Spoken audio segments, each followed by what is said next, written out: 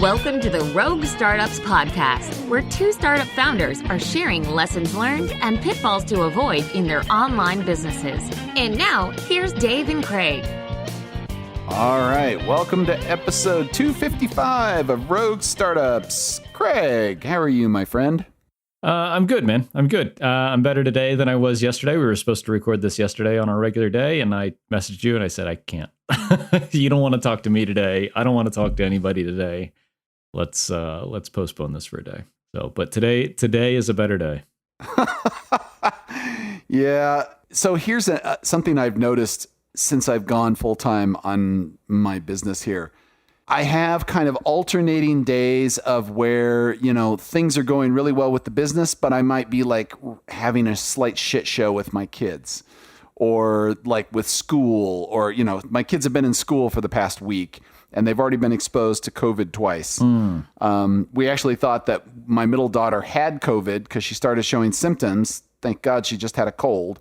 But, 2 COVID tests later, we finally convinced ourselves she's good and we could send her back to school. But, my business stuff is great. And then I'm having like this personal shit show going on with the school district not masking. And, obviously one of the schools has now said they're not going to do contact tracing or anything like that. So my wife and I are privately freaking out about all of this stuff over here, trying to keep our kids safe and figure out how we're going to be able to do that while things are good in the business over here. So, Yeah. I feel your whole shit show thing. It seems to move around a little bit, but yeah.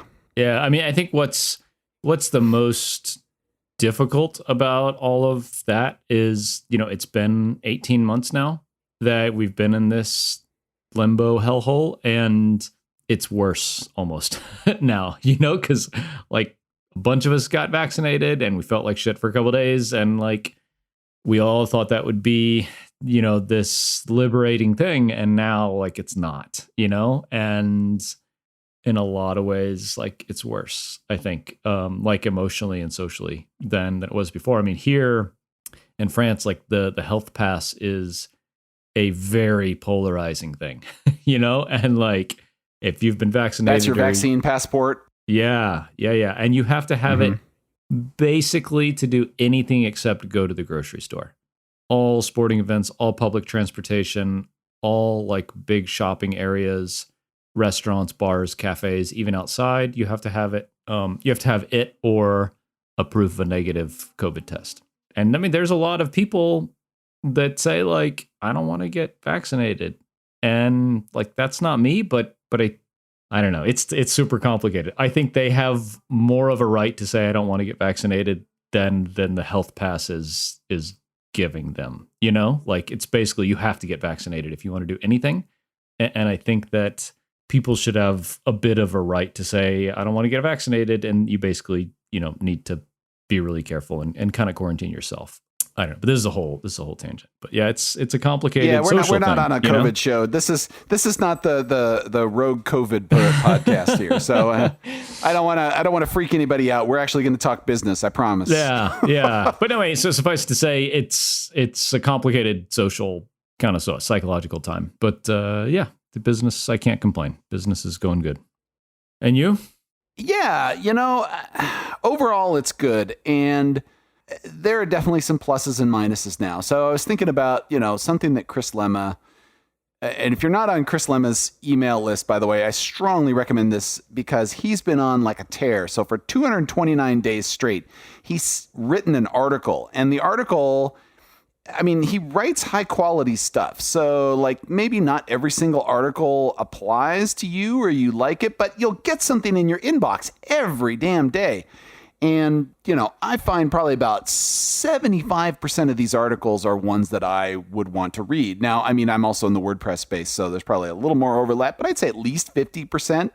That's pretty high for somebody that's writing that many articles, right? Mm-hmm. So anyway, side tangent on that. But so Chris Lemma sent out something. He says, life is poker, not chess. So you're not like trying to create the perfect game from this set of pieces that you start with and that every move like locks you into a bunch of things in there.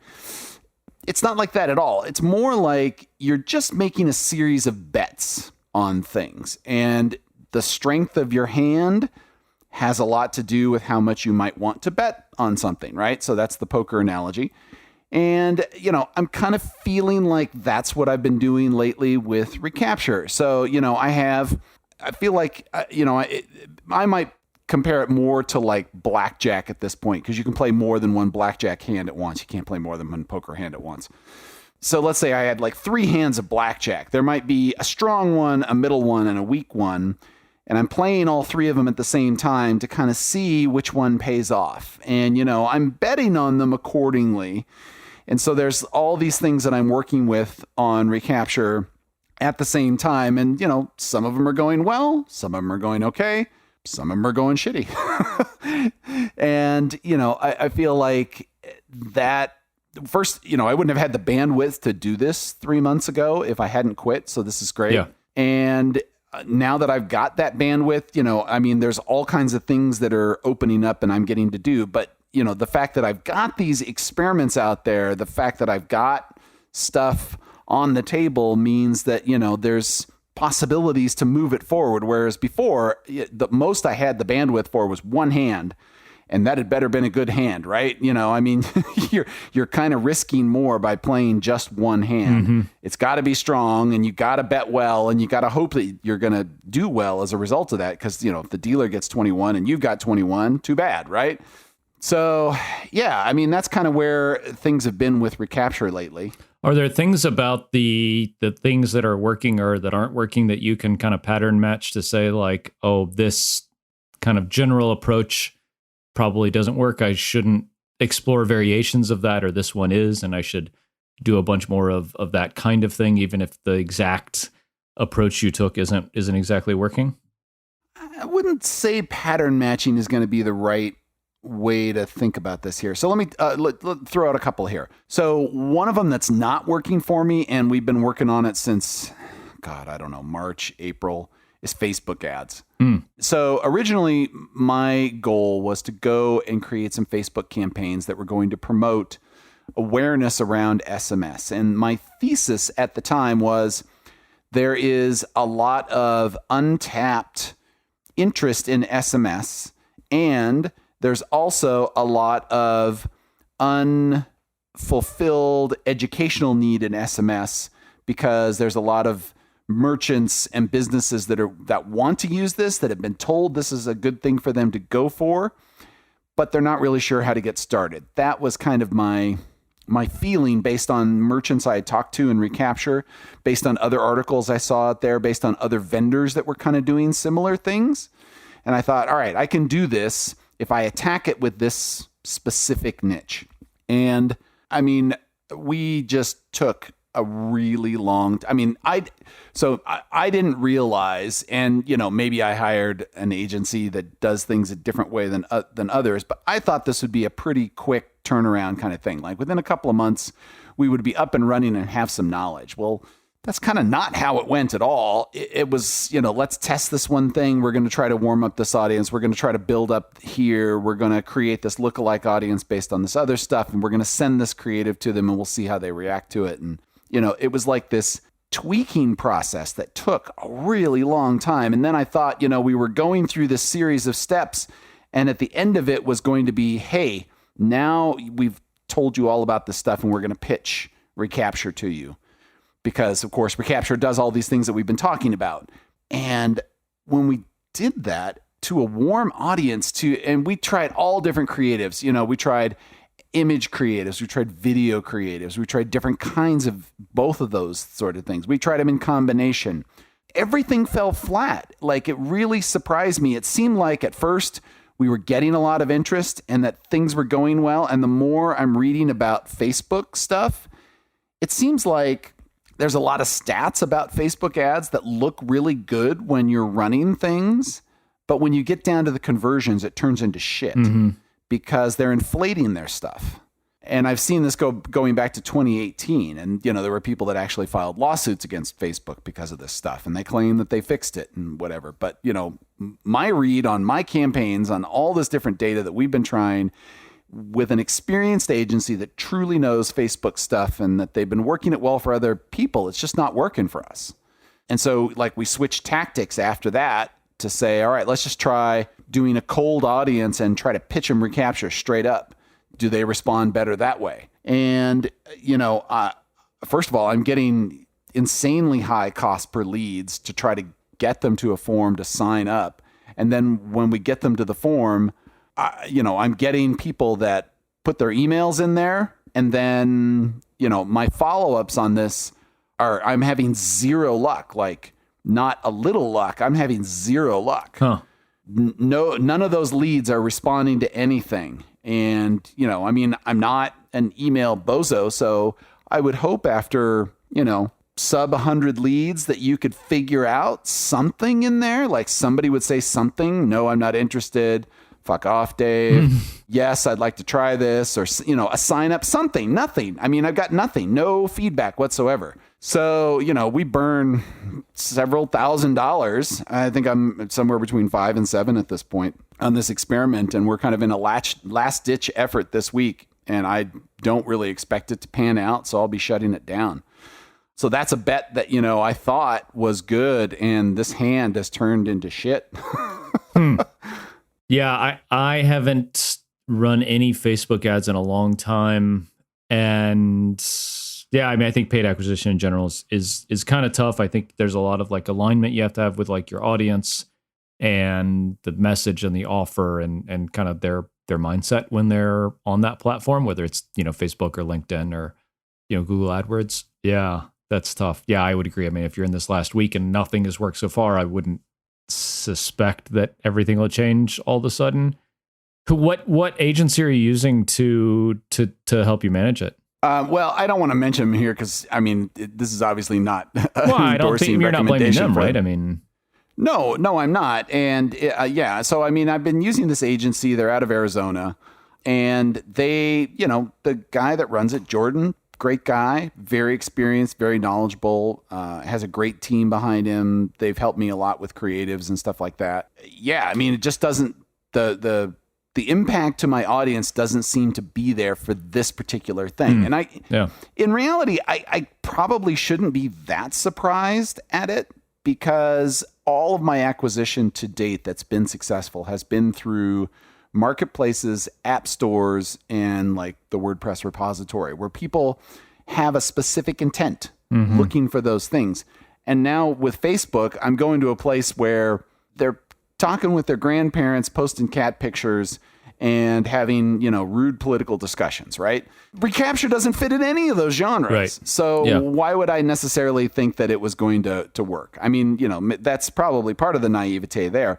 With that said, I've seen other people that have been able to make it work. And I thought, with the right audience targeting and segmenting and audience building and stuff like that, because you can build up based on certain interests, and you used to be able to do it based on groups they belong to. And I had a bunch of emails for some old groups that we use to help build the audience and stuff like that. So I felt like we had some decent stuff in there. And, it could just be that my thesis was wrong. It could be that we sucked in our approach at it, but, we tried a lot of different variants in there. So I feel like we at least covered a pretty good amount of ground. But yeah, so far, cold Facebook stuff and even warm Facebook stuff just doesn't seem to resonate with Recapture. Yeah, no, I'm sorry to hear that. That's a bummer. We've definitely had our share of like failed customer acquisition approaches and seem to keep coming back to a lot of them. I think there's only so many things that you can do, as part of it. It's like Facebook may not be the channel, but maybe it's LinkedIn or Twitter or cold email or something like that. But there's only like a handful of things, when it comes down to it. And I think that, I don't know, it's tough to think about like sticking with something like that that's so expensive until you can make it work. It makes me think about, and I'm talking kind of to myself a little bit here. Like it makes me think about like I was at SaaS Stock, like a SaaS conference in Ireland a couple of years ago, and like 3 talks in a row from like really successful, $50 million plus companies had different like customer acquisition tactics that they used to get there. One was content, one was paid acquisition, one was cold email. And I was just like, that's exactly it. Like any of these can work if you spend the time and the money and the resources and the expertise to make it work. Like I don't think I don't think that like Facebook can't work for you, or cold email can't work for us. I think it's that like we sometimes like we get off on the wrong foot and we get gun shy because like something doesn't work, and we don't want to keep throwing good money after bad and sunk cost fallacy and all that kind of stuff. Like, whereas like maybe you're just like one thing away from making it work. I'm not telling you to stick with it, but I'm just kind of like opining about there's not this vast world of marketing approaches that we can take. There's a dozen things maybe that we can do. And like finding that one, is kind of the thing. And maybe that's not it for you, but I don't know. I'm just kind of ranting at this point. Yeah. No, I mean, so this is one of those things where if I was a funded company and I had a deeper budget specifically that I could dedicate to trying to figure this out, like it would first of all allow me to place multiple bets. Because right now I'm very focused on one bet based on the size of the budget that I have. Like I can't go bigger than that because I have to support myself. I have to support Mike, my developer. I got to support the infrastructure in the business, and I still have to have enough left over to run the business and other expenses and stuff like that. So my experimental chunk that's left is not very huge, and so when I allocate it, I'm taking a risk, and that also is a time cost in addition to a money cost. So I'm running this experiment, and we've been doing it since April, so that's 4 months, right? March, April, 4 or 5 months. That's another opportunity cost in there. If I had a bigger budget, then I probably could have said, all right, let's try 5 different things. We're going to try AdWords. We're going to try these 3 things on Facebook. We're going to try LinkedIn. We're going to try this other thing. And we've got money to throw at all of them, right? And then you can get a better idea of what things are working and what things are not. So for me, that was a little bit different. Like I can do this one paid acquisition thing and I'll afford that. And then we're doing some other stuff, building another app, which I'm not going to talk about yet. That's a surprise. Ooh, love surprises. I'm going to, yeah. So that's one of the things that we're working on. That's another bet, an app and an adjacent thing in e-commerce. And this one I think has got some potential to it, and I can do some cross marketing. And if I don't have cross marketing, I think I can also just use straight up keywords in app stores to get it. And it looks like there's lower competition on it. So that's all those things are good, right? Yep. And I could do it pretty cheaply too. That was the other thing. Like if this was going to be 6 months and, $80,000 or $100,000, that wasn't going to work. But this we could do pretty cheaply. So that's an experiment we're trying. That one seems like it's got some pretty high payoff in there. It's a pretty strong hand if we're going back to the analogy, right? And then, I've got a middling strategy here where we're trying to go after Jilt customers based on cold emails. And that so far has been working out pretty well. Like I would say it's kind of our middling strategy. It's working out well. It's definitely not poor, but, I'm not seeing 5 figures of MRR out of it. And I didn't necessarily think we were going to get that, but it's a slow burn on this here. It just takes time, and we're introducing them to Recapture and stuff like that. So, there's only so many strategies I can run at once because, I am ultimately the limit of this business. But if I had more money, bigger staff, more, if somebody's job was to think only about paid acquisition, my guess is I would probably see a very different result than what we're seeing now. Yeah. So yeah. I mean, that's where that's where things are at with Recapture. What's going on with Castos? Yeah. So I mean, I think that's where we have been fortunate to have people in most kind of areas of the company who like they wake up and all they think about is a pretty specific thing, and we are definitely shipping better product, executing better sales and marketing, all of that, because we have, at this point, we just started onboarding our 2 AEs this Monday. And so now we have, product, design, front end and back end development, infrastructure, IT, DevOps, whatever, support, success, marketing, sales, and then me. We're 15 full-time people. And yeah, I mean, it's amazing to see the depth that everybody is going, in their little world inside the business. And I'm trying to with the 2 new sales guys that we brought on, really just spending a ton of time and energy getting them up to speed as quickly as possible, because the thesis is they'll be really transformational in terms of revenue growth. And it's just a matter of getting them talking, our language and in front of customers and outbound and prospecting and handling inbound leads and stuff like that. But looking a little past that, say in a couple months, once those guys are kind of up to speed, I think I'll be entering a phase of running the business where everything is taken care of, and then I'll probably feel a bit all right, now where is my time best used in the business, because it's still been a little bit of product and a lot of taking sales calls and managing the sales process for inbound leads. And now that those guys are going to be taking care of that, I'll have to kind of reevaluate my focus and priorities again. So that's looking forward a little bit. But yeah, that's super cool. Yeah, that's a cool place to be. I mean, it probably is a little scary. It is. It's super scary. You are definitely farther ahead than where I'm at with Recapture here, since it's just 2 of us, and you've got 15. But yeah, I mean, that's a really cool place to be, I think. Yeah, I mean, it's I went through this about a year ago, maybe a year and a half ago, where we brought a couple developers on, some people for support, and we had marketing taken care of, and I was kind of lost then.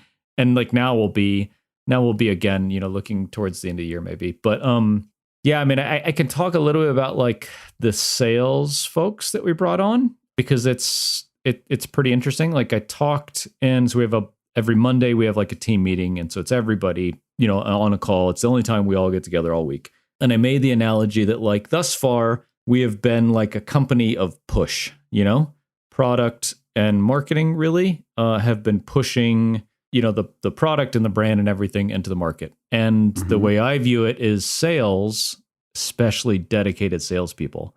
And we saw this with Chris at Podcast Motor, is salespeople pull the company into a new direction, partly because that's just who they are, and partly because they're financially incentivized to do that.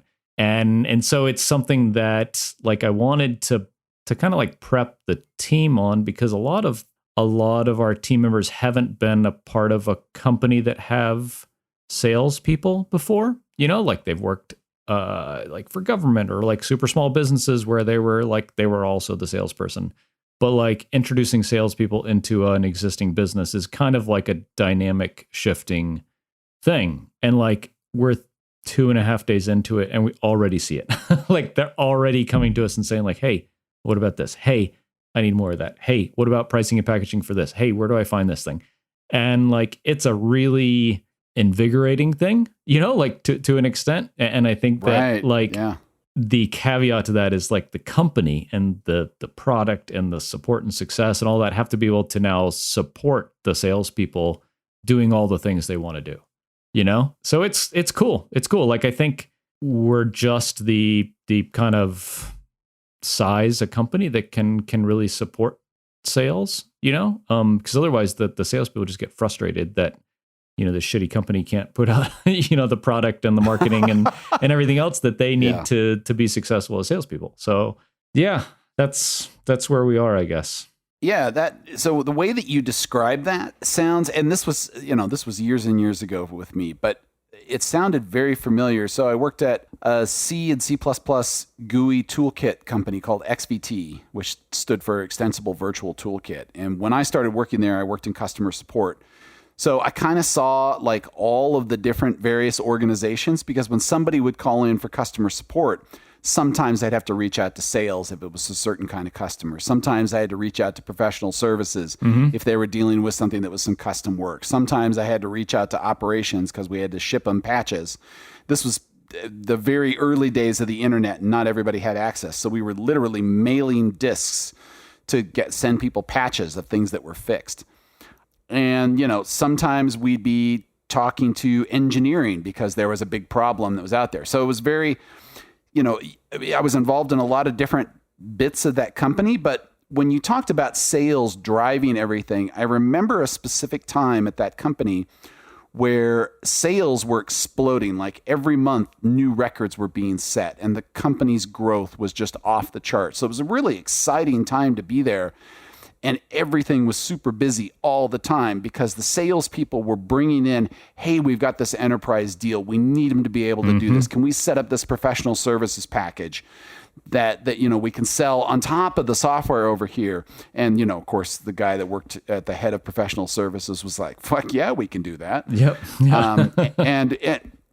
And every time the salespeople would come in and say, hey, we need to get this particular feature out, they would sit down with engineering and they would work it out and be like, all right, we're going to ship this on this time frame for these customers because that means we can close all these large accounts in this business and we can do this growth. So there was like always this dynamism, but it always came from sales. And I haven't been in a lot of companies like that since, where there's that outbound sales really driving the product vision in a strong way. And then, because there was also a marketing department, but they were mostly just working with sales to try to support them and make sure that they were able to promote things at trade shows and stuff like that so that more people saw the product and therefore sales would get more calls. So yeah, it was very exciting. It was very energetic. It could be exhausting at times because there was so much. It was like drinking from a fire hose in customer support. When sales was on fire, oh my God, we were drowning in calls back there because there was just so much interest and so much usage going on. We were tasked with staying on top of it. And the same when I moved over to professional services, the same thing was still going on. Sales was still on fire. Every quarter was the busiest quarter we'd ever had, and they all got better. So yeah, it was amazing. So, I hope Castos sees that kind of rocket ship growth as a result of bringing these in. If you bring in the right account executives, you can definitely get that. Yeah. I mean, your point about like marketing is very true. Like Sam on our team his title is head of growth, but really it's a marketing thing. And even Matt Medeiros, like, and me, right? Like our job is to feed sales now, right? Like before our job was to sell a product. Now our job is to feed sales. And like, that's just a really different thing, Right. Almost entirely. It's all really good. Right. But like, it's, I mean, it like at my previous like job in corporate, I mean, like the salespeople had a direct line to like executives at the company, like sales, head salesperson needs this thing and it's 3 days before the end of the quarter. Like that thing is going to happen, and so like I tried to like prep the team a little bit like, hey, this is not going to be the same environment, going forward. And I wanted to say it with the sales guys there for them to know like, hey, you have a lot of power, whatever, right? Influence in the company.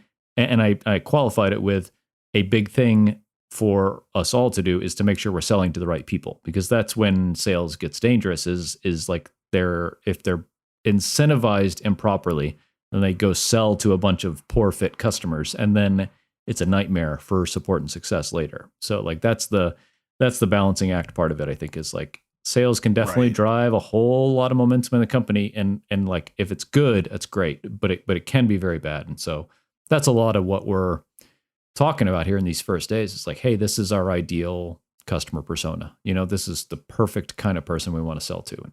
Okay, how do we go find these people, and how do we prospect, and how do we build pipeline and stuff like that? So, yeah.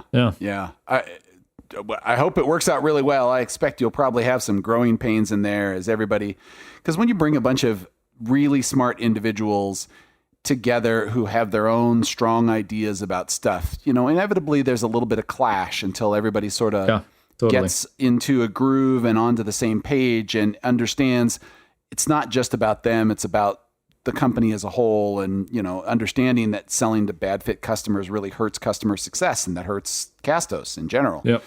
So I mean, the folks that I was working with at XVT, you talked about having those managers get together. All of the high level managers were constantly having meetings. So when sales had a problem, engineering was completely aware of it, and customer support was all over it, and professional services could back them up. Like they were always there in those same meetings talking about those customers all the time. And this was like 30 some odd years ago in a very, stodgy industry at the time, but they made it work. And the fact that they were able to communicate across those channels made for some pretty strong success in the company, which was great. Yeah. So, yeah, I mean, something that's interesting is, and you definitely touched on it, is like they are a different voice of the customer, right? Like I think support and success are a particular voice of the customer. Sales is a different angle on that, and marketing maybe is even a different angle yet. But like I expect the sales team to have inputs into product vision and pricing and packaging and stuff like that like maybe I have had as this kind of person who does a little bit of everything, but them seeing it every day, I expect it to be a little different or more amplified, in the next couple months. So yeah, exciting times. Yeah, we'll see. Exciting doesn't always mean enjoyable, just energetic. Yeah, for sure. I am going on vacation for the first time in a long time. Totally unplugged, no nothing. I only going for 4 days, but I feel really good that I will be disconnected. Email, autoresponder will be on. So yeah, have a couple days vacation planned actually here in a couple days, the end of this week. And then going to try to take like a proper week at the end of the year. So yeah, it's good. Making progress to the same goal I've had for the last, what Dave, 3 or 4 years that we've had this, that I want to take 2 weeks off. 2 years off. 2 years. Wow, 2 years off would be amazing. But yeah. 2 years off. You'd be bored in 2 weeks. Give me a break. I would. Yeah. Yeah. No, we've logged, oh gosh, we've had 5 camping trips so far. One of them a week long. We just got back from our camping trip last weekend, which we cut it a little bit short because my daughter was getting sick with a cold, although at the time we weren't sure if it was COVID or not. And we've got 1 camping trip left for the season. And I have to say, the whole having the freedom and the ability to just be like, you know what? I'm just working 4 days this week. Fuck that. And I'm only going to work 4 days next week too. So there's a 4-day weekend right there. Like that freedom, that ability to disconnect every time has just been a marked improvement. So awesome. I wish you a good 4 days of unplugging. You deserve it, and you will very much benefit from it. Thanks, man. I appreciate it. Yeah, looking forward to it for sure. For folks out there that have insights on paid acquisition, Facebook specifically, and kind of, like trials and tribulations or hurdles that they've overcome, or kind of sales team onboarding stuff, shoot us a message, podcast@roguestartups.com.